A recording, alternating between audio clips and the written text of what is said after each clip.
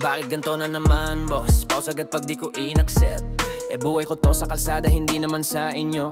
Gusto ko lang yung biyahe ng ligtas, di yung baha hanggang tuhod, di yung pick up ng layo tapos talo pa sa gas. Kapag gabi alam nyo ng delikado, dapat tanggalin na yan. Pero bakit ganun kayo pa rin na nasusunod sa rules na inembento nyo? Gusto namin trabaho lang, di kami nagtatago. Pero bakit pag nag-iimik kami tapapag para may kasalanan?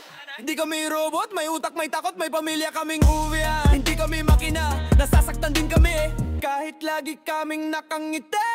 Nasaan ang kalayaan namin sa kalsada? Kung bawat skip namin pause agad ang gantimpala. Paano kami makakaiwas sa talo na biyahe? Traffic ba delikado, kami pa rin ang may sisi sa huli. Gusto lang namin mamili ng biyahe na safe. Hindi yung kami pa kayo ng kabig habang kami ang nagpapasok. Kalayaan sana, hindi kapalit ng kita. Drive smart, drive safe lang sana. Hindi yung maubliga kami sa booking na ayaw namin. Pag umulan, sino bang tunay na nasa peligro?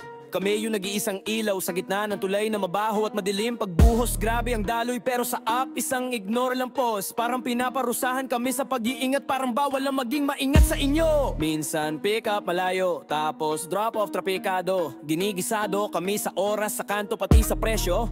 Kami yung bida sa kali pero kontrabida. Pag pumala, gusto nila tanggap lang ng tanggap. Walang reklamo, walang aray. Hindi kami takot sa biyahe, takot kami sa hadiging talo. Hindi kami takot sa ulan, takot kami sa pag-uwi ng luhahan. Kulang ang gasolina kapag puro pause ang mangyayari.